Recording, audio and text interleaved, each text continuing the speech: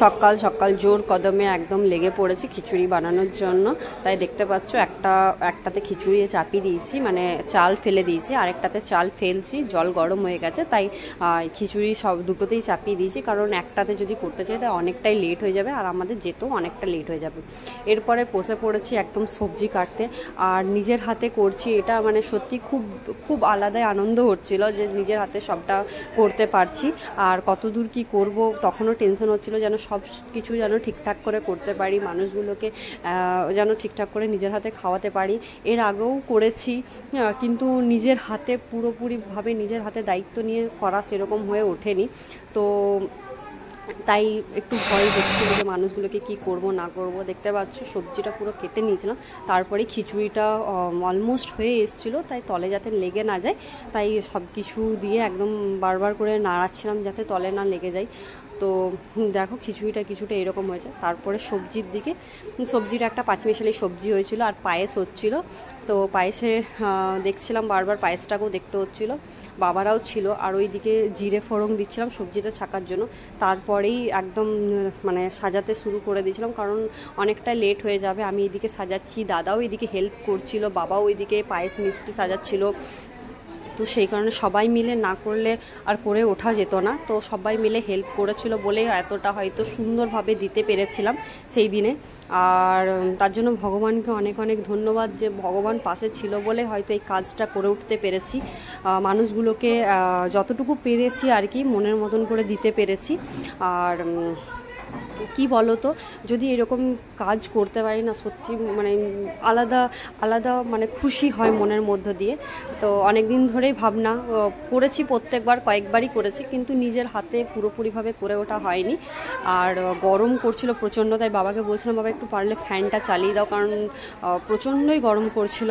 আমি ভাবছিলাম যাতে ঠান্ডা না হয়ে যায় খিচুড়িটা, তা সেই কারণে ফ্যান চালাতে দিইনি, তো সেই জন্যই আর কি দেখতে পাচ্ছ ফ্যানটা চালিয়ে দিয়েছি, তখন একটু রিল্যাক্স ফিল করেছে। আর জলদি জলদি করছিলাম, দাদাকে বললাম তুই কন্টেনারগুলো প্যাক কর আর আমি সাজাই, তো সেই কারণে আর কি সবাই মিলে তিনজন মিলে করে নিয়েছিলাম, কারণ একার হাতে এতটা কাজ সম্ভব নয়।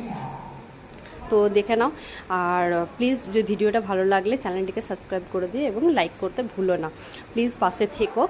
আর দেখো সবগুলো প্যাক করে নিচ্ছি, সব খিচুড়ি, পায়েস, মিষ্টি, তরকারি সব প্যাক করে নিয়েছি। আর দাদাকে বললাম তুই টোটোওয়ালাকে ফোন করে দে, কারণ অনেকটাই লেট হয়ে গেছিলো, হড়বড় করে করছিলাম, অনেকটাই লেট হয়ে গেছিলো, মোটামুটি 12:30 বেজে গেছিলো।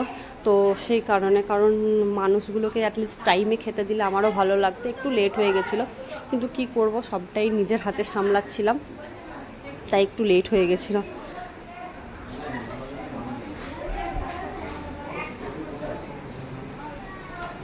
আমার মতন কে কে এই ভিডিও মানে জিনিস আর কি দিতে পছন্দ করো কমেন্টে জানিও, মানে কাঁধে কাঁধে ভালো লাগে। দেখো শেষমেশ কিছু এইরকম সব কিছু সাজিয়ে গুছিয়ে এইরকম আর কি দাদাকে বললাম তুই প্যাক কর, গুছিয়ে বাগিয়ে রেখেছে, তো প্যাক করে। আর জলের বোতলগুলো রেখেছিলাম, জলের বোতলগুলো হাতে হাতে দিয়েছিলাম, কারণ প্যাকেটের মধ্যে জলের বোতল যদি দিতাম তো প্যাকেটটা পুরো নষ্ট হয়ে যেত, তো প্যাকেটে আর দেওয়া হয়নি। আর তারপরে আমাদের টোটো দাদা চলে এসেছিলো টোটোর, তো সেই কারণে সব টোটোতে পুরো প্যাক করে নিয়েছিলাম, আর জলের বোতলগুলো নিয়ে নিয়েছিলাম। আমি বসেছিলাম পিছনে, দাদাকে বললাম তুই সামনে বস, কারণ পেছনে বসার আর জায়গা হচ্ছিল না, তাই টোটো আমাদের ছেড়ে দিয়েছিল। আর টোটোওয়ালাকে বললাম যে দাদা একদম পুরো স্টেশন আসানসোল, আমরা গেছিলাম আসানসোল স্টেশন, বার্নপুর, আর রাস্তায় যাদেরকে পেয়েছিলাম যে দাদারগুলো দেখতে পাচ্ছ চলে এসেছি। আর সত্যি কথা বলতে বিশ্বাস করো, মানে জানি না কেন সেই দিন মানে তখনও পর্যন্ত মানে হয়তো খাইনি বা কি, আমি পুরো গিয়েই যখনই দিচ্ছি তখনই তারা কিন্তু প্রত্যেকে খেয়েছিল, সেটা দেখে আমার আরও ভালো লেগেছিলো যে তাদেরকে অ্যাটলিস্ট দিতে পেরেছি যতটুকুই পারি আর কি। সত্যি কথা বলতে মানে খুব বেশি ভালো লেগেছিলো, খুব বেশি ভালো লেগেছিলো। হয়তো ভিডিওটা করছি দেখানোর জন্য নয়, মানে আমি তোমাদের সাথে জাস্ট শেয়ার করলাম, মানে আমার ভালো লাগাটা আর কিছু না। দেখো প্রত্যেককে দিয়েছি, প্রত্যেককে মানে যতটা আর কি পেয়েছি, মানে সবথেকে বড় আনন্দ হয়েছিল কি বলো তো, যে কেউ ঘুরে যায়নি বা কেউ এরকম হয়নি যে না আমি পাইনি, মানে সেই জন্য সবথেকে বেশি ভালো লেগেছিলো যে সবাইকে দিতে পেরেছি। ভিডিওটা ভালো লাগলে একটা লাইক করে দিও।